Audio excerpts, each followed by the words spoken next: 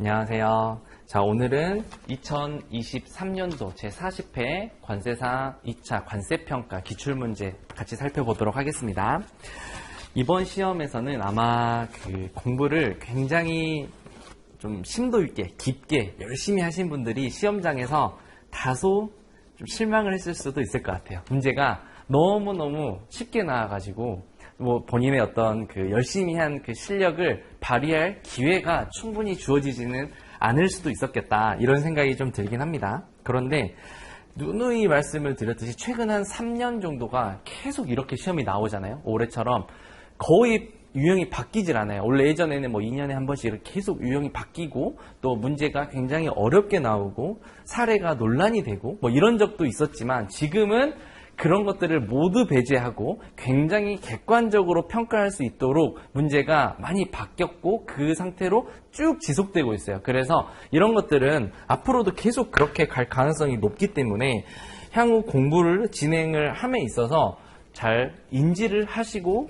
진행을 하셔야 될 것 같아요. 그래서 이번에도 그렇고 작년, 재작년 계속 3년간 봤을 때 이렇게 세 가지의 경향이 좀 굳어지는 것 같아요. 첫 번째, 공개된 사례.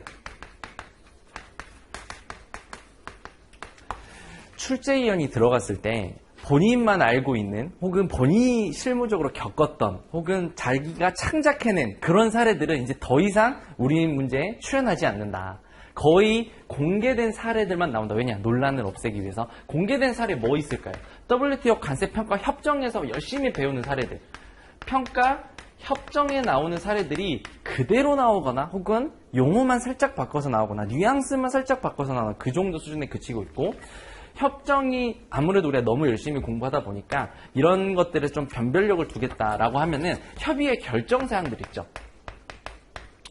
협의의 결정사항 아니면 질의회신 사례들. 그래서 사실상 유권해석 사례라고 우리가 부르는 이런 것들, 유권 해석이라고 부를 수 있는 그런 공개된 사례들만을 가지고 조합해서 문제를 내고 있어요. 그러니까 이런 것들을 봤을 때 향후 공부를 진행함에 있어서 어찌 보면 좀 찬스가 될 수도 있죠. 더 이상 논란이 될 게 없잖아요. 공개되어 있는 것들을 잘 다듬어서 가지고 가시면 문제를 맞출 수 있다는 것 되니까. 그래서 긍정적으로 생각하면 기회가 될 수도 있다. 이제는 관세평가가 더 이상 어려운 과목이 아니고 전략 과목이 되는 거죠. 이렇게 되면 이 순간부터. 그래서 앞으로는 관세평가에서 어떠한 칼채점이 들어오더라도 고득점을 받을 수 있는 그런 과목으로 만드셔야 될 것 같아요. 예전처럼 사례가 너무 난해하게 나오고 이러면 면과랑, 이제 과랑만 면하는 전략을 좀 짤 수도 있었지만 지금은 그렇지 않다. 이제는 고득점을 가야 되는 과목이 됐다. 이렇게 보시면 될 것 같고, 두 번째, 개정된 법률이 무조건 나온다. 이거는 관세 평가뿐만 아니라 관세법도 그렇고 관세율표도 그랬죠. 개정이 있으면 그해 바로 나오지 않더라도 최근 한 3년간의 개정들, 3년 내에 있었던 개정들은 언젠간 시험에 무조건 나온다. 이번에도 과세 환율, 운임 이런 것들 다 개정됐던 부분이잖아요. 그래서 그런 부분들이 결국 나오니까 관세평가에서도 여전히 그런 부분들은 집중해서 볼 필요가 있다. 그다음에 세 번째, 규정을 누가 빨리 쓰느냐. 근데 이 규정 서술이 아주 단순 서술에 불과하다.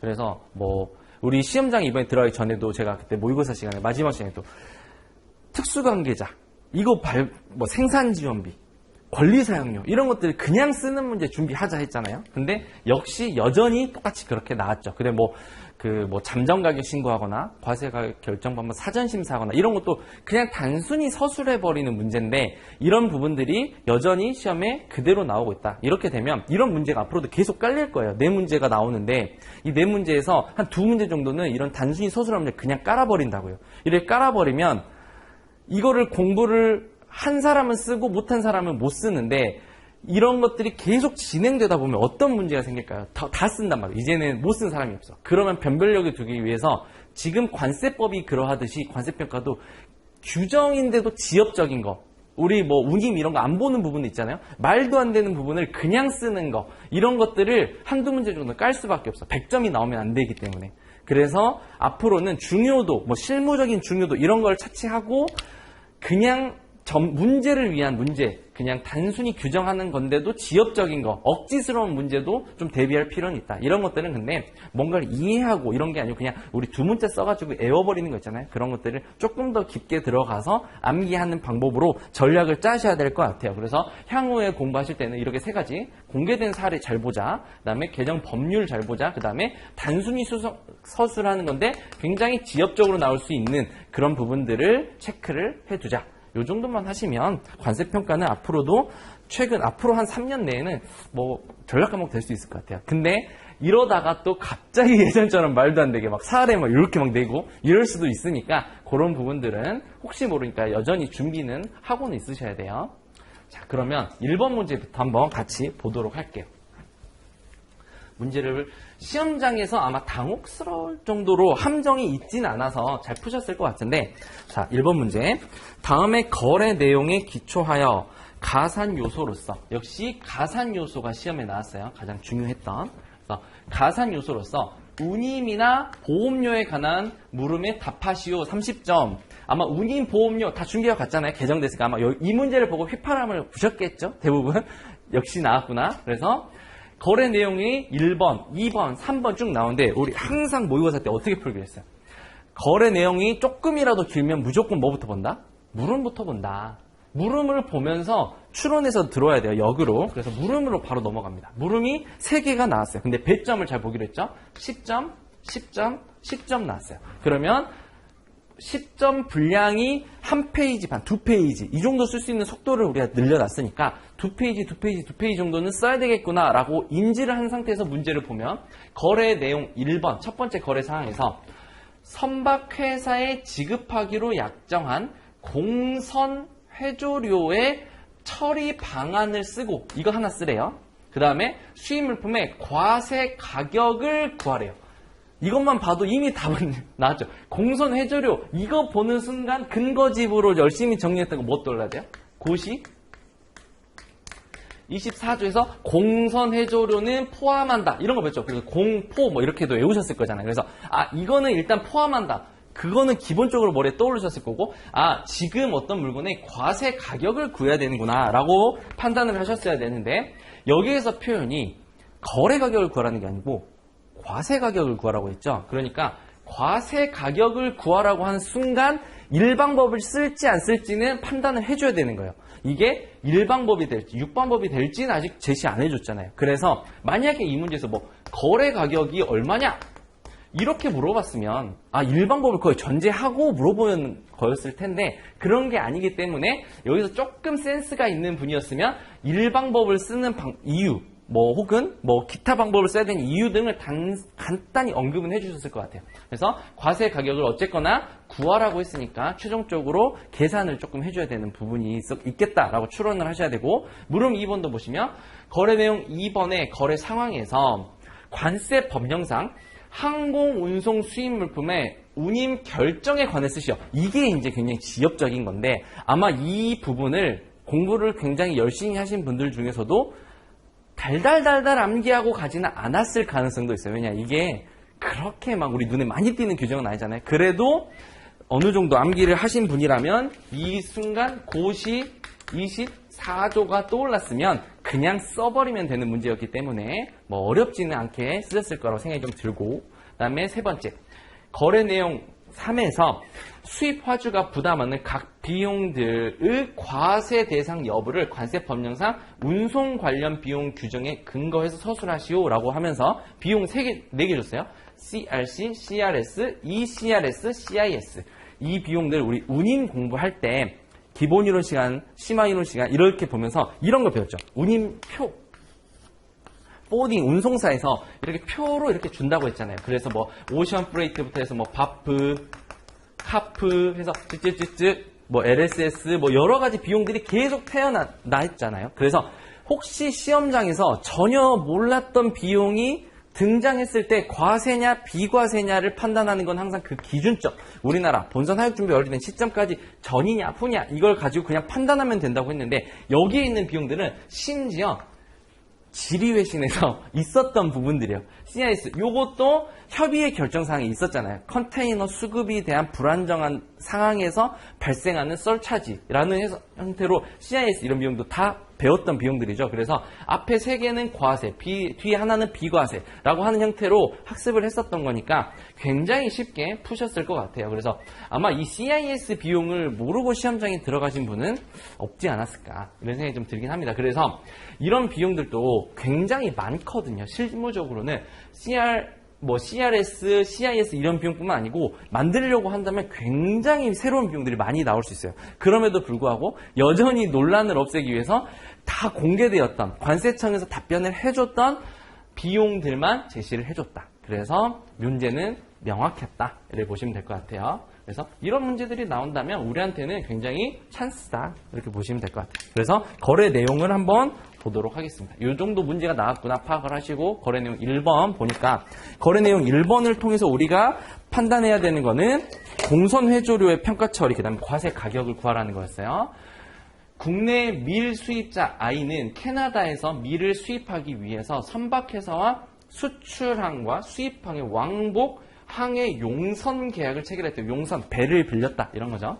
그래서 수입자는 캐나다 수출업자 X와 밀 10,000톤을 FOB 조건으로 100만 US 달러로 매매 계약을 했대요. 이런 단어, 매매 계약을 했다. 이런 단어를 보는 순간 사례 연습할 때 어떻게 써요? 이걸 보면 수출 판매 이런 거 떠올랐던 거 기억나죠? 수출 판매 이런 게 시험이 이제 나오는 거예요. 수출 판매. 매매가 됐다. 그래서 양 당사자 간에 소유권과 대가의 교환이 일어났다. 뭐 임대차 했다 이런 게 아니잖아요. 교환이 이루어졌고 물건이 우리나라로 국제적 이전을 했다. 그럼 이런 단어를 보면서 수출 판매 됐구나 하면서 가볍게 언급해 주시면은 베스트. 왜냐하면 아까 과세 가격을 구하라고 했으니까. 그리고 보시고 그다음에 두 번째 몬트리올 항에서 부산항까지의 운임 및 보험료가 얼마야? 몬트리올 항에서 부산항까지 운임 및 보험료 15만 US 달러예요. 이거는 가산 요소죠. 뭐로써? 6호. 운임으로서 과산 요소가 되겠죠. 그리고 여기 위에 아까 FOB 조건으로 100만 달러 했던 거 요거는 지금 실제 지급 PAPP 이렇게 시험장에서 바로 체크를 하셨어야 되죠. 그래서 PAPP 100만에 15만이라고 하는 가산 요소가 하나가 있었구나 이렇게 보시면 되는 거고 이어서 보면 수입자의 대구 보관 창고에서의 운송료 부산항에서 대구까지 이거는 뭐예요? 부산에서 대구까지 가는 거는 내국 국내 운임이잖아요. 그래서 요거는 우리가 고려할 필요가 없다. 심지어 만약에 DDP 조건으로 그 안에 포함되어 있었다면 공제 요소까지도 될 수 있었는데 지금 DDP 조건이 아니고 FOB 조건이었잖아요. 그러니까 그냥 뭐 빼지도 않고 더하지도 않고 고려하지 않는다. 이렇게 그냥 그어버리고 시험장에서 가셨으면 됐죠. 그 다음에 밀 10,000톤을 수입 신고 당일인 3월 22일에 고시해주는 환율이 있는데 1달러에 1,200원으로 고시해줬대요. 그래서 이런 부분들이 좀 친절하게 설명이 안 되어 있는데 환율 문제를 만약에 내고 싶으면 고시 환율 이렇게 낼 게 아니고 그 밑에 뭐라고 나왔어요? 이렇게 3월 10일부터 3월 14일 월요일부터 금요일까지 매일 최초 고시하는 기준 환율 또는 제정 환율을 누가? 관세청장이 정한 환율이 1,250원이래요. 그러면 우리가 써야 되는 환율은 여기죠. 여기서 고시 환율을 아마 출제원이 어떤 의도로 표현했는지 모르겠는데 고시를 여러 방면으로 할 수 있잖아요. 은행에서 뭐 고시하고 있는 환율. 근데 우리가 시험장에서 써야 되는 환율은 수입 신고일이 속한 전주에 관세 환율을 평균한 걸 관세청장이 기준 환율 또는 제정 환율을 평균해서 고시하고 있다고 했잖아요. 그 환율을 써야 되는 거니까 이건 뭐 헷갈릴 게 없이 우리가 써야 되는 환율은 요거였다. 그래서 환율은 항상 이렇게 문제가 나오면 한 2가지, 3가지 정도를 주면서 고르라는 문제가 나와요. 그 중에서 올바른 것만 고르고 규정만 잘 쓰면 되죠. 그래서 요 환율을 고른다 이렇게 보시면 되고 그 다음에 운송 선박이 귀로 돌아오는 거죠. 용선을 했으니까 귀로 할 때 적하가 없어서 손실이 발생하는 경우에 수입자가 곡물 운임과는 별도로 선박회사에 공선 회조료를 지급하기로 약정을 했대요.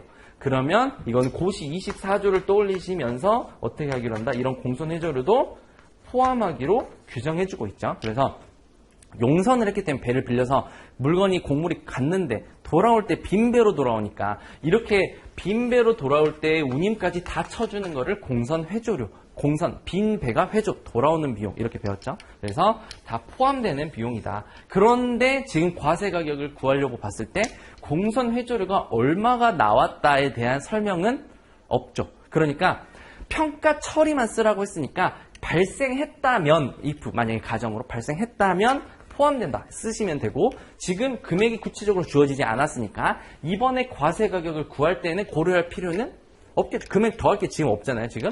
그래서 여기서 더하라고 하는 구하라고 하는 과세 가격을 한번 구해보면, 일단 기본적으로 1방법을 쓸지 6방법을 쓸지 기타 방법을 쓸지를 판단을 해야 되니까, 1방법은 관세평가의 대원칙인데 1방법을 제외할 만한 사유가 있는지를 발견해내야죠. 우리 탄핵하듯이 제외할 만한 사유가 있었나요? 뭐 수출 판매도 형성됐고 거래가 배제사유를 볼 만한 게 지금 없죠. 그러니까 1방법을 써도 된다. 그러면 거래 가격을 구해서 이 거래 가격을 과세 가격으로 하는 1방법을 쓰겠다. 이렇게 쓰시면 되고, 그럼 거래 가격을 구하려고 보니까 실제 지급 가격에 법정 가산 요소를 더하면 거래 가격을 구할 수가 있는데, 실제 지급 가격은 이렇게 구했죠. 직접 지급 더하기 간접 지급에 뭘 뺀다? 공제 요소를 빼준다. 그러면 이런 내용들이 있으면 다 구하면 돼요. 근데 공제 요소 아니었죠. 공제 요소로 볼 수 없었고 포함이 안 됐으니까 직접 지급과 간접 지급의 합이 실제 지급 가격인데, 지금 여기에서 나온 거는 100만이었죠. 100만. 그리고 우리나라까지 들어올 때 발생한, 우리나라는 CIF주의를 채택하기로 했으니까 가산 요소 15만이죠.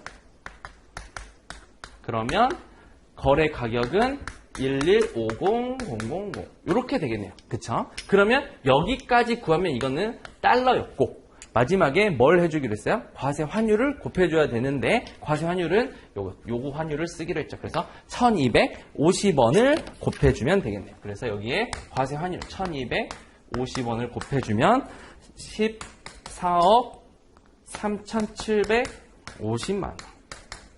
요렇게 과세 가격이 산출이 되겠네요. 그래서 정답을 맞추는 데는 뭐 어려울 게 없었죠. 그랬는데 이 각각의 과정에서 이렇게 1방법을 쓰는데 판단이 한번 들어갔고, 그 다음에 공제 요소를 빼지 않는 판단, 가산 요소를 더하는 판단, 실제 지급 가격을 산출하는 판단, 그 다음에 여기서 환율을 고르는 판단, 각각의 판단들은 몇 번씩 은근히 있었단 말이에요. 그럼 이 판단이 있을 때는 항상 어떻게 된다? 근거를 써줘야 된다. 이런 행동을 했으니까. 그래서 우리가 열심히 만들었던 그 근거집에 짤막하게 한 줄 한 줄씩이라도 이렇게 했고 이런 근거로 이렇게 냈다 라고 쓰시면 베스트. 이렇게. 그러면 물음 1번은 이렇게 푸시면 10점 충분히 나오겠죠. 그래서 문제가 뭐 어려운 문제는 아니었는데 굉장히 어떻게 보면 쉬웠잖아요. 문제가. 뭐 더할 게 이거 하나밖에 없었으니까 우리 이보다 훨씬 더 어려운 사례 배웠는데, 그래서 문제는 쉬웠는데 이런 문제에서 점수 획득하기가 의외로 어려울 수 있다. 왜냐? 근거를 잘 안 쓸 수 있을 것 같아요. 그냥 답만 본인이 생각할 때 너무 쉬우니까 답만 탁탁탁 던져버리고 근거를 안 써요. 근데 판단을 이렇게 많이 해놓고 판단을 이렇게 해놨잖아요.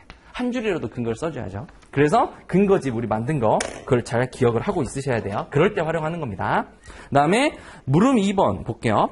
위 거래 내용 2의 거래 상황에서 항공, 운송, 수입 물품의 운임 결정 쓰라고 했는데, 거래 내용 2번 보시면 우리나라 수입자가, 여기 조금 흐리네요. 이거 보이실까요? 이게 우리나라의 수입자가 일본 수출업자로부터 기계 설비를 수입한대. 우리나라 기계 설비. 실제 시험장에서는 도시가 좀 그려서 보세요. 그래도 괜찮아요. 그래서 당초 해당 설비는 선박으로 수입하기로 했었는데 누구의 귀책? 수입자의 귀책 사유로 인해서 운송 방법이 항공으로 변경됐대요. 원래는 배로 오려고 했는데 수입자가 귀책 뭘 잘못했나 봐요. 그러니까 항공으로 바꿔서 뭐야? 항공이 훨씬 비싸잖아요. 그러면 항공운임으로 과세할 거냐, 해상운임으로 과세할 거냐, 이런 이슈가 있었다는 거죠. 그래서 해당 거래는 무슨 조건? FOB 조건이래요. 그래서 추가된 운임은 전부 누가? 수입자가 냈대요. 그럼 이 거래 어떻게 해야 돼요? 사실상 해상운임으로 왔어도, 항공운임 왔어도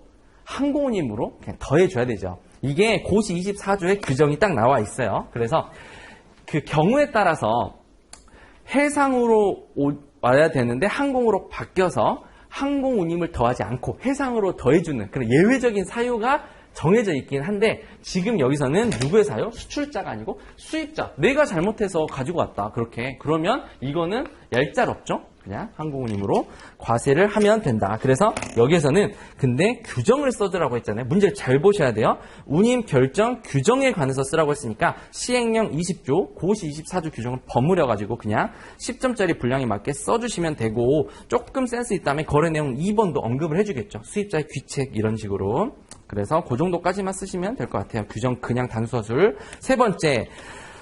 거래 내용 3번 보시면 2018년 2월부터 베트남이랑 남중국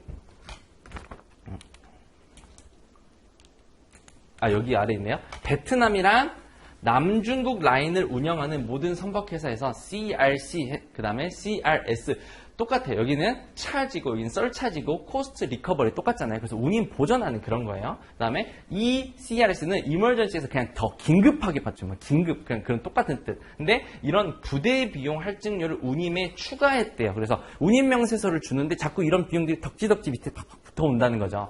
그랬을 때 선박회사가 이유, 유가나 용선료, 일반 관리비 등 각종 비용의 급격한 인상에 따른 채산성 악화를 개선하기 위해서 국내의 수입화주에게 위 비용들을 부과하기 시작을 했대요. 운임에서 평가 처리할 때 항상 어떻게 하겠어요? 우리나라의 본선 하역 준비, 우리나라에 도착하기 전까지 발생했느냐 아니면 국내에서 발생했느냐를 잘 보기로 했고 지금 위에서 발생한 이 세 가지의 비용들은 유가, 용선료, 일반 관리비 등을 보전하기 위해서 부과하는 운임이라고 하니까 과세가 되는 운임이다. 이렇게 판단을 하셔야 되겠죠. 혹시라도 시험장에서 처음 봤던 이 비용들이 아니고 처음 봤던 비용이 나온다 하더라도 그런데 이 비용들은 심지어 지금 요거랑 좀 이렇게 같이 이렇게 섞여서 나왔으면은 좀 더 이제 헷갈리신 분이 있었을 것 같은데 이렇게 너무 또 분리를 해놔가지고 너무 티가 났죠 좀. 그래서 왜냐하면 지리외신이 이거 따로 있거든요. 그 두 개를 붙이다 보니까 이렇게 문제가 만들어진 것 같아요. 그래서 이 비용 이외에도 국내 수입화주는 뭐 CIS라고 하는 비용이 추가되는데 CIS 또는 CIC라고도 부르죠. 여기서 S라고 하면 썰차지이고 C라고 하면 그냥 차지예요. 그러니까 S냐 C냐는 둘 다 나올 수 있어요. 그래서 CIS 비용도 추가적인 부담으로 하고 있다. 그랬는데 이런 상황에서 물음 3번 뭐였어요? 각각의 비용들 어떻게 되냐라고 했으니까 이 CIS만 잘 판단하시면 되는데 이거는 이런 비용이었죠. 컨테이너가 수급이 불안정하기 때문에 이렇게 우리나라가 있으면 인천항으로 들어오기도 하고 부산항으로 들어오기도 하고 광양, 평택 들어오는데 컨테이너가 다 다르게 있잖아요. 그렇죠? 그래서 이 수급이 불안정하니까 인천으로 들어오면 컨테이너가 없고 부산으로 들어오면 컨테이너가 너무 쌓여있고 이러면 컨테이너들을 왔다 갔다 해줘야 되잖아요. 우리 국내에서 내륙에서. 그래서 이렇게 컨테이너들이 왔다 갔다 해야 되는 상황에서 컨테이너가 없는 쪽 또는 많은 쪽으로 들어갔을 때 추가적인 할증료를 부과하는 게 이런 비용이다라고 학습을 했었고 이 비용들은 국내에서 발생하는 추가 운임에 해당하잖아요. 그래서 비록 수입자가 부담을 하더라도 수입항의 본선 하역 준비 완료된 이후 국내에서 발생하는 이런 비용들에 대해서는 과세하지 않는다. 학습을 했었으니까 그대로 그냥 쓰시면 되는 문제였다라고 보시면 될 것 같아요. 그래서 문제 1번에서는 여러분들이 틀릴 만한 함정은 하나도 없었지만 점수를 잘 획득하기 위해서는 얼마나 빠르게 근거들을 더 많이 써줬느냐 그 정도 차이였을 것 같아요. 그래서 의외로 점수가 만약에 안 나왔다 그러시면은 본인의 답안지를 천천히 다시 한번 볼 필요가 있어요. 답만 맞는다고 지금 중요한 상황이 아니니까. 그 다음 문제 2번 넘어가서 보겠습니다. 권리 사용에 대한 다음 물음에 답하시오 하고 나왔어요. 여전히 중요한 거 투탑 권리 사용료 생산 준비 가장 중요한 게 두 개였죠. 그 중에서 첫 번째 권리 사용료가 나왔네요. 그러면 뭘 물어보는지 물음을 한번 보러 가볼까요? 물음 1번 보니까 WTO 관세평가 협정, 그 다음에 관세 법령의 규정을 근거로 해서 아래 물음에 답하시오 이렇게 무언가 기준을 주잖아요. 그러면 반드시 여기에 뭔가 쓸 말이 있었다는 거예요. 그래서 WTO 관세평가 협정에 근거하라라고 하면 이 출제위원이 WTO 관세평가 협정에서 한 줄이라도 보고 싶은 문구가 있다는 거잖아요. 그러니까 무시하지 마시고 써주셔야 돼요. 어떤 문구라도. 그 다음에 1번 WTO 관세평가 협정 규정에 근거해서 여기 부분 재현 생산하는 권리의 개념이나 해당하는지 여부의 판단 기준을 쓰고 이거 우리 모의고사에서 봤던 거랑 완전히 똑같죠. 왜 완전히 똑같을 수밖에 없는 이유 제가 출제위원도 아닌데 왜 똑같을까요? 협정에 있기 때문에 저도 협정을 보고 내고 출제위원도 협정을 보고 내니까 문제 이렇게 똑같아질 수가 있는 거예요. 이거 어디였어요? 예해 19.1에 있는 내용을 그냥 그대로 쓰라는 거잖아요. 그래서 그런데 아마 많은 분들이 개념은 쓰셨을 거예요. 개념은 썼을 건데 해당 여부의 판단 기준 4가지 제시되는 거 있잖아요. 이거를 잘 못 써요. 왜냐? 얘 19.1에서 여기 부분은 잘 안 외우시더라고요. 그래서 시험 문제 우리 모의고사 때도 이거 한 2번 이상 써봤는데 채점을 할 때 보면은 여기 부분을 왜 다들 잘 못 쓰시더라고요. 은근히. 그래서 이번에 이 시험에 나왔잖아요. 내년에 안 나올까요? 그건 모르는 거예요. 또 나올 수도 있어요. 이거 잘 안 나올 거니까 점수가 여기서 분명히 잘 안 나올 거예요. 그러니까 또 나올 수도 있으니까 기억을 잘 해둘 필요가 있다. 결국에는 그냥 얘 19.1을 쓰라는 문제였다. 여기까지만 보면 위에 보기 안 읽고도 사실 쓸 수 있죠, 지금. 그 다음에 위 사실관계에서 로열티를 지급하고 있는데 실제적으로 가산되는지 여부를 쓰시오. 그러니까 권리 사용료의 가산 여부를 판단하라 라는 문제가 등장하는 거죠. 그 다음에 두 번째, 관세 법령상 디자인, 저작권, 상표권의 관련성 충족의 요건을 써보래요. 그 다음에 권리 사용료가 거래 조건으로 지급되는 것에 관해서도 쓰래요. 그러니까 뭘 쓰라는 거야? 관련성과 거래 조건이라고 하는 이 2가지의 요건 중에서도 얘가 딱 찍어준 거 몇 개만 디자인권, 저작권, 상표권에 대해서만 관련성을 규정을 쓰시면 되고 거래 조건은 그 권리별로 나눠진 게 아니었잖아요. 시행령 19조에 있는 구매하기 위하여라고 하는 그 3가지 규정을 잘 써주시면 됐겠죠. 그래서 관련성은 뭐 특허권 이런 건 사실 더 많았잖아요, 양이. 근데 다행히 3개만 써줬으니까 키워드만 기억하셨으면 됐고 저번식 우리 키워드 이거 다 배웠었죠? 그죠? 디자인권 뭐예요? 디자인권은 표, D표 이렇게 였잖아요. 그 다음에 저작권은 수록, 그 다음에 상표권은 부착 해서 뭐 D표, 저수, 상부 뭐 이렇게도 암기했잖아요. 그런 키워드들이 빠지지만 않게 서술됐으면 여기 문제는 이거는 틀리면 안 된다. 그죠? 이거를 틀리면 여기를 이제 못 쓸 정도면은 그 해에는 시험 준비가 완전히 막 엄청 나이스하게 다 되어 있지는 않다. 이렇게 볼 수 있겠죠. 그래서 요 정도 문제는 아주 기본 점수 까는 문제였다. 그러니까 이 물음 1번 보면 지금 벌써 여기 재현생산권, 여기 그 다음에 권리사용료 여기 2개는 문제하고 상관없이 그냥 벌써 이미 획득할 수 있는 점수가 있어요. 여기만 이제 판단만 해주면 되는 거 하나 남았고 두 번째 물음 2번 보면 수입물품과 관련해서 권리사용료를 지급하는 경우 거래 조건에 해당하는지를 판단할 때 고려해야 될 사항 이것도 딱 6점 나온 거예요. 뭐였어요? 시행규칙 4조의 2. 그렇죠? 그리고 만약에 시험장에서 혹시라도 본인이 힘이 좀 나왔다. 그럼 여기를 뭘 쓸 수 있어요? 고시 21조 쓸 수 있는데 이제 여기서 6가지, 여기서 3가지가 있었잖아요. 근데 점수가 6점이니까 아마도 여기가 이렇게 하나씩 1점, 1점 들어간 게 아닌가 싶은데 그래도 우리는 어필을 하기 위해서 만약에 힘이 있다. 그럼 이것도 써주면 뭐 안 좋을 건 없죠. 여기서 뭐 쓰지 말라고 한 건 아니니까. 근데 아마도 규칙 4조의 2의 6가지를 쓰면 됐지 않았을까 이런 생각이 들긴 합니다. 그러면 벌써 여기 물음 2번도 끝났고 그러면 이 20점 문제에서 판단해야 될 건 딱 하나밖에 안 남았네요. 과산 되냐 안 되냐. 그래서 사실관계를 한번 보면 수출국 Y에 소재하고 있는 음반회사 X와 음악가 R 간의 계약이 체결되었다. 그런데 둘 간에 체결된 계약에 따르면 R은 세계적인 재현생산, 여기서 이런 표현 때문에 아마 물어봤던 거예요. 재현생산권을.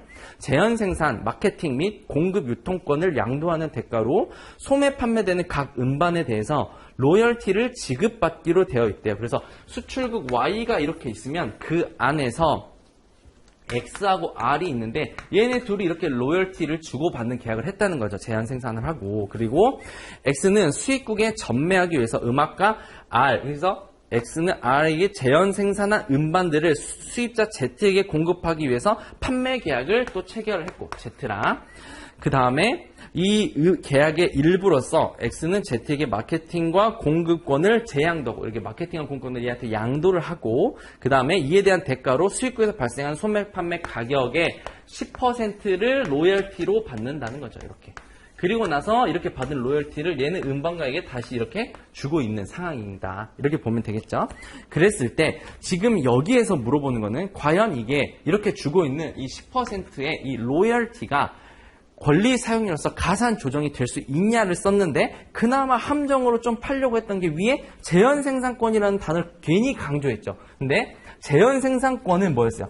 국내에서 이게 들어와서, 그러니까 예를 들어서 원반 마스터 테이프 같은 게 들어와가지고 여기에서 재현 생산, 이거를 우리가 재현 생산권이라고 하는 거고, 지금 여기서는 재현 생산이 돼버린, 완료된 그 마스터 테이프가 아니고 끝난 그런 물건들을 수입하고 거기에 대해서 지급을 하는 거잖아요. 그러니까 지금 이 문제에서의 포인트는 재현 생산권이 아니고 단순히 그냥 그 권리 사용료에 해당하는 건데, 관련성과 거래 조건만 그래서 잘 판단하면 되는 거잖아요. 그래서 그런 관점에서 봤을 때 재현 생산권을 그래서 배제를 해야 되는 거고, 혹시라도 함정에 빠지시면 안 되고, 그래서 이 물건들은 그래서 해당 물품에 대해서 그 관련성을 당연히 충족을 하는 걸로 판단을 하시는데, 이슈가 됐던 거래 조건은 왜 거래 조건이냐? 이렇게 판매자한테 당연히 이렇게 주고 있잖아요. 그러면 이렇게 판매자한테 주고 있는 상태에서 얘가 얘한테 주거나 말거나 이건 우리는 상관 안 하죠. 근데 얘한테 이 10% 로열티를 주지 않고서는 협정에서 뭐라고 표현하나? 이 물건을 사지를 못할 거다. 그러니까 거래 조건이다.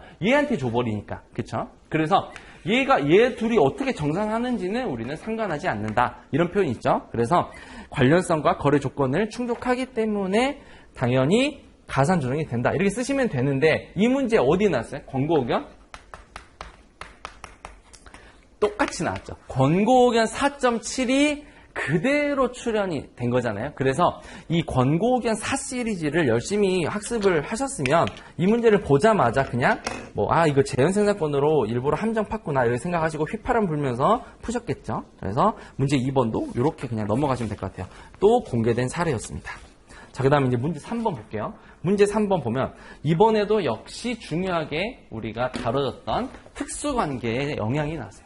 특수관계자의 영향은 단순 서술형으로 나올 수밖에 없다 했죠. 그래서 그런 것들을 잘 준비를 하셨을 텐데, 이번에 문제를 보면 특수관계 영향에 관한 물음에 대한 설명으로 서술을 하라라고 나왔고, 물음부터 한번 다시 볼까요? 그래서 물음부터 보면 위 협정 내용의 기초에서 관세 법령상 규정을 근거로 물음에 답하시오에서 20점짜리 첫 번째, 특수관계의 범위에서 해당 산업 부분의 정상적인 가격 결정 권한에 부합하는 방법으로 결정된 경우 등 대통령령을 정하는 경우에 관해 쓰시오. 이거 뭐요? 이것도 규정 그냥 쓰라. 특수관계자가 있다고 하더라도 항상 거래가격이 배제되는 것은 아니었잖아요. 근데 그래서 판매 주변 상황을 검토하고 비교 가격을 검토하고 그런 두 가지 방법을 써서 그 특수관계가 가격에 영향을 미치지 않았다는 것을 입증할 수만 있다면 그 거래 가격을 인정하려고 하는 건데, 지금 그걸 쓰라는 거죠. 그냥 규정을. 그래서 시행령 23조 규정을 정확하게 쓸 수 있느냐, 그것만 그냥 본다라는 거였고, 두 번째, 그래서 문제 위에 볼 필요도 없었죠. 그냥 바로 쓰시면 되고, 관세법 시행령 23조 2항 제1호 및 2호의 근거에서 판매 주변 상황의 판매 주변 검토 방법 5가지를 쓰시오. 이거 뭐였어요? 지금 두 가지 있었죠. 판매 주변 상황을 검토하는 방법, 그 다음에 비교 가격을 가지고 와서 검토하는 방법, 이렇게 두 가지 중에서 두 번째는 뭘 쓰라? 이게 1, 2호였고 이게 3호였잖아요. 1, 2호 판매 주변 상황에 대해서 조금 더 자세히 써봐라. 근데 조금 더 자세히 쓸 때 10가지의 방법이 고시 28조에 10가지가 있었죠. 그래서 저번에 이거 고통스럽게 배웠던 거 기억나세요? 10가지 있다 해가지고 고통스럽게 있지만 암기해야 된다. 이거 그냥 쓰는 문제 나온다 했던 거 기억나시죠? 그 문제가 어떻게 났어요? 이렇게 1호, 2호의 근거에서 검토 방법을 단지 근데 몇 개만? 5개만 써봐라. 10개를 쓰는 게 너무너무 고통스럽다는 걸 출제위원도 아는 거죠. 그러니까 그 중에서 5개 자신 있는 거 써봐라는 거죠. 그래서 이거는 5개를 쓰나 10개를 쓰나 7개를 쓰나 어차피 주어진 배점이 5개까지가 만점일 거예요. 그래서 전략적으로 10개를 다 쓸 수 있다 하더라도 5개를 쓰고 나머지 그냥 조금 더 힘을 주시는 게 아마 총점을 높이는 데는 더 나을 거예요. 10개를 다 썼다고 하더라도 줄 수 있는 점수가 맥스가 딱 걸려 있으니까. 그래서 5가지 쓰라고 하면 5가지 제일 자신 있는 거 골라서 쓰시면 돼요. 그 다음에 그럼 여기까지도 문제가 그냥 규정만 그냥 나열하는 거였죠. 그래서 암기하시면 쓰는 거였고, 세 번째, 비교 가격 산출의 기준 시점을 쓰래요. 이것도 어디에 나왔어요? 규칙 5조 그대로 나오는 거죠. 1방법, 4방법, 5방법 이렇게 3가지 나눠서 기준 시점 3가지 있었잖아요. 그래서 그거 그냥 쓰라는 거잖아. 그래서 쓰고 그다음에 특수환경 영향 판단 방법에 관한 쓰시오. 뭐였어? 이거 비교 가격과 관련된 거 10% 룰 이런 거 있었잖아요. 그래서 위에 일방법 그 특수환계자에서 영향을 미쳤는지 안 미쳤는지 판단하는 방법 두 가지 쓰고 첫 번째 판매 주변 상황, 두 번째 비교 가격 쓰는 거. 결국은 영향 여부 검토하는 방법 규정을 다 쓰라 라는 문제였죠. 그러니까 양이 상당히 많기는 했어요. 그런데도 불구하고 요거는 누가 빠르고 정확하게 쓰느냐 그 정도밖에 없고 함정이랄 게 아예 없었기 때문에 그냥 규정만 잘 쓰시면 됐고 요건 아마 잘 쓰셨을 것 같아요. 그 다음에 물음 2번 볼게요. 관세 법령상 규정을 근거로 아래 물음에 답하시오. 이것도 관세 법령에서 나오는 규정을 근거로. 요거 제가 이 문제 출제 딱 된 거 보고 이런 문제가 나오면 좋지는 않지만 분명히 지금 같은 트렌드에서는 이런 문제를 낼 수밖에 없을 거다라고 해서 2년 전부터 모의고사에서 계속 풀어봤던 거죠. 올해도 한 3번 정도는 썼을 거예요, 아마 시험 모의고사에서. 근데 거의 똑같이 나왔죠. 뭐였어요? 관세법 시행 16조에서 말하는 잠정 가격으로 가격 신고를 할 수 있는 것에 관해서 쓰시오 몇 개? 5개 있었잖아요. 그거 그냥 쓰라. 그 다음에 과세가 결정 방법 관련해서 사전 심사를 신청할 수 있는 방법 몇 개? 3개 쓰라. 그랬죠? 그래서 그냥 규정 있는 대로 쓰시면 되죠. 시행령 16조 그냥 쓰시면 되고 관세법 37조 쓰시면 되죠. 그래서 이런 것들은 단순히 암기하는 부분인데 그럼에도 불구하고 이런 문제가 앞으로도 계속 더 나올 거예요. 근데 이거보다 우리 더 준비했죠? 가격 신고도 막 좀 가격 신고를 생략할 수 있다, 뭐 생략이 불가능한 막 이런 것들도 우리가 외워야 될 게 많이 있다고 했잖아요. 그런 것들이 아직 출연하지 않았으니까 앞으로는 그런 부분까지도 이렇게 문제를 낼 수 있다. 아마 여기는 10점짜리 정도 배점이라서 적지 않은 배점인데 안 외우고 가신 분들이 의외로 있을 것 같다 생각이 좀 들긴 합니다. 근데 그냥 쓰시면 되는 거예요. 여기까지 보면 문제 3번 끝. 근데 문제 3번은 물음 2개 봤는데 위에 사례를 읽어볼 필요도 없었죠. 전혀 상관이 없는 사례였다는 거예요. 그래도 혹시 모르니까 한번 봐보죠. 어떤 사례는 아니야. 예해 23.1 나왔어요. 예해 23.1 그냥 또 협정 공개된 내용들을 줬는데 이 예해는 OECD 이전 가격 지침에 따라서 준비되고 1조 2항에 따른 판매 주변상을 검토한 기초로 수입자가 제시한 이전 가격 연구 사용에 대해서 제공하자 하는 것이다. 해서 예 23점에서 이런 표현들 쭉 나온 거 배웠었잖아요. 그 다음에 뭐 이번에 이런 것도 있죠. 협정 1조에 따라서 뭐 구매자와 판매자가 특수관계가 없거나 특수관계가 있는 경우에는 가격에 영향을 미치지 않았다면 거의 수용할 수 있다. 그래서 그 방법으로서 판매 주변 상황이 검토되어야 된다. 또는 비교가격증 매우 근접하는 기회를 갖는다라고 해서 협정에서 그냥 특수관계자 영향 여부를 판단하는 원론적인 내용들을 그냥 제시해주고 이거는 그냥 구색 맞추기로 그냥 제시만 해주고 정작 물어본 거는 뭐였어요? 규정을 얼마나 빠르게 쓸 수 있느냐를 물어본 거죠. 그래서 이 예해 23.2를 가지고 막 시험장에서 쓰고 말고 할 거는 없었다. 그래서 이런 식으로도 문제가 나와요, 그냥. 그래서 그냥 규정만 특수관계자를 얼마나 정확하게 암기했느냐 보시면 20점은 그냥 꽁으로 얻지 않았을까 생각이 좀 듭니다. 다음 마지막 문제 4번 볼게요. 다음 거래 내용의 기초에서 과세 환율과 과세 가격의 기준 통화에 관한 물음에 답하시오. 그래서 환율과 통화가 나왔어요. 왜 환율과 통화가 갑자기 나냐? 이것도 개정이 있었잖아요. 환율과 통화에서는 개정이 있었기 때문에 문제가 출현했다라고 보시면 되고 여기도 물음을 먼저 한번 볼까요? 물음 보시면 거래 내용 1을 기초로 해서 통화 환산 적용 방법을 관세법 시행 규칙 권고 의견을 근거로 기술하고 통화와 환율에 대해서 근거집 정리해 놓은 거 있죠. 근거집 관세법 18조 시행 규칙 1조에 몇이었죠? 1조 2 맞죠? 1조 2 그 다음에 권고 의견 20.1 이렇게 그 근거집으로 그냥 우리 맨 처음에 준비했던 거 있잖아요. 그 정도를 가지고 그냥 기술하라 이런 표현인데 그냥 수입물품의 과세 가격도 구하라고 했으니까 과세 가격을 계산해야 되는 부분들이 나올 수 있다. 근데 여기서도 거래 가격이 아니고 과세 가격으로 표현을 했죠. 그러니까 일방법을 쓸지 말지 이런 것들을 고민을 해보긴 해야 된다. 그 다음에 물음 2번 보시면 거래 내용 2와 같이 결제 통화가 2개의 종류가 있는 물품에 관해서 권고 의견 규정을 근거로 해서 적용 가능 여부 일방법을 쓸 수 있냐 없냐를 골라보라고 하는데 일방법을 쓸 수 있냐 없냐를 골라보라고 하면 분명히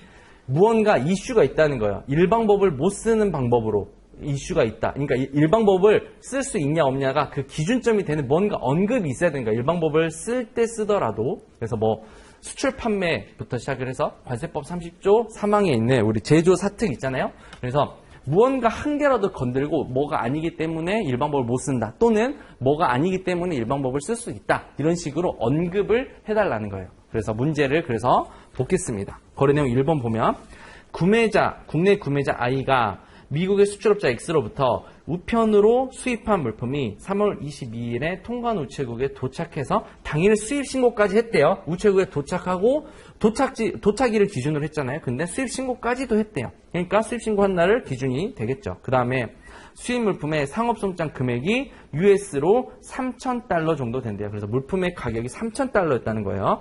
근데 결제는 고정 환율을 사용해서 수입국 통화인 원화로 지급했대요. 이거 우리 권고 의견 20점이래. 4가지 사례에서 열심히 배웠죠. 고정 환율이 있으면 인정한다 안 한다? 인정한다. 근데 다만 인정을 할 때 하더라도 그게 상관행에 맞을 정도의 그 범위에 있어야 되지 말도 안 되는 고정 환율을 인정해 주는 건 아니다. 이렇게 배웠잖아요. 그래서 고정 환율로 지급해서 원화로 지급한대요. 그때 기억나죠? 4개 막 이렇게 해서 배웠던 거. 그 중에서 원화로 지급하면 가장 쉬운 케이스 아니었어요? 우리나라 돈으로 지급했으니까 지급한 통화가 있으면 지급한 통화를 기준으로 가장 결정했죠. 송장에 기재된 통화와 실제 지급 통화가 다르면 뭘 기준으로 한다? 지급 통화. 그게 실질이잖아요. 그래서 지급 통화가 심지어 원화래요. 그러면 고정 환율만 고려해서 원화를 산출하면 이게 곧 뭐가 되겠어요? 과세 가격이 되는 거죠. 그래서 지금 금액이 3,000달러였대요. 그런데 고정 환율이 얼마였죠? 1,320원이래요. 그럼 요거 두 개를 곱하면 396만 원 이렇게 되네요. 그렇죠? 그럼 정답은 이게 일방법을 쓸 수 있다고 가정하면 이게 과세 가격이 되죠. 더 이상 다른 것들을 고려할 필요가 없죠. 그래서 그 밑에 뭐 물품 수입 신고일에 고시 환율이 얼마가 있는데 고시 환율 USD 요거를 적용을 할 때 근데 그 밑에 또 똑같은 게 있죠. 고시 환율 이게 무슨 고시 환율인지 모르지만 그 밑에 더 구체적인 거 10일부터 14일 월요일부터 금요일까지 관세청장이 고시한 거 1325원 이게 우리 수입 신고 시점에 적용되는 고시 환율이긴 한데 이 고시 환율을 적용을 하려면 뭐였어야 돼요? 통화 단위를 달러로 지급했을 때 그때 고려할 일이었고 우리는 지금 원화로 지급하고 있기 때문에 고시 환율을 곱해서 환산할 이유가 없다. 고정 환율까지만 그대로 적용하면 된다. 그래서 함정은 아니지만 뭐 빠질 것도 없었죠. 그래서 권고 의견 20.1에 있는 표현들 원화로 지급을 하면 과세 환율을 고려할 이유가 없다. 이런 표현들 기억해서 서술해 주시면 됐고요. 그래서 문제 1번 굉장히 쉬웠죠. 물음 2번 보면 결제 통화가 두 종류가 나오는데 이것도 지리외신 사례가 그대로 나왔던 거예요. 그냥 똑같이 공개된 사례가. 그래서 국내 수입자 A는 일본의 수출업자 B로부터 기계 부품을 구매를 하고 있는데 수출입업자 간의 환리스크 분담을 위해서 결제 통화를 2개로 했대요. 그래서 결제 통화가 꼭 하나여야 되나요? 무조건? 반드시 결제를 할 때 달러로만 결제해야 된다. 이런 규정이 있나요? 뭐 원화로 결제된다. 하나의 통화로 결제된다. 이런 거 없죠. 우리 통화는 뭐 그 돈을 지급하는 거는 반드시 화폐 이전일 필요도 없었죠. 그러니까 심지어 결제 통화가 2개여도 상관없겠네요. 그게 당사자끼리 협의만 잘 되고 합의만 된 상관행위 맞다고 한다면 그래서 문제될 게 없는 거예요. 2개로 하기로 했다. 그리고 동 물품은 50%는 엔화로 줬대요.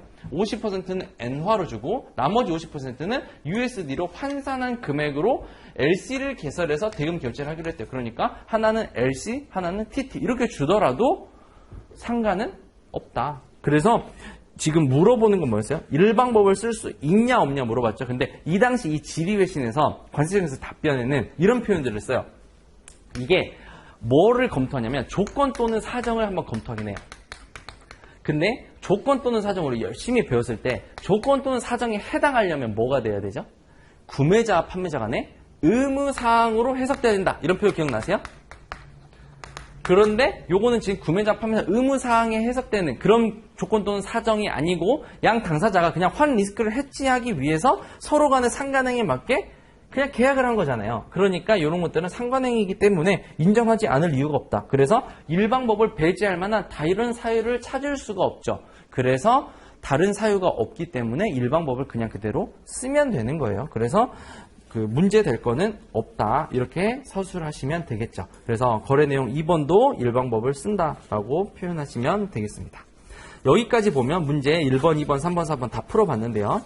결국에는 시험장에서 뭐 얼마나 누가 긴장하지 않고 정확하게 키워드 빠뜨리지 않고 규정들을 정확하게 뭐 빠르게 서술했느냐 싸움이 될 것 같아요. 그런데 문제가 이렇게 아무리 쉽게 나왔다 하더라도 그래도 뭐 키워드가 한두 개 빠졌다 그러면 굉장히 칼채점이 들어가면 점수 의외로 낮아질 수 있거든요. 그래서 앞으로도 이런 경향성을 잘 주의하면서 향후에 시험에서도 대비를 하시는 게 좋을 것 같습니다. 자, 그럼 오늘 2023년도 관세평가 기출문제 여기까지 풀어보도록 할게요. 긴 시간 동안 수고 많으셨습니다. 감사합니다.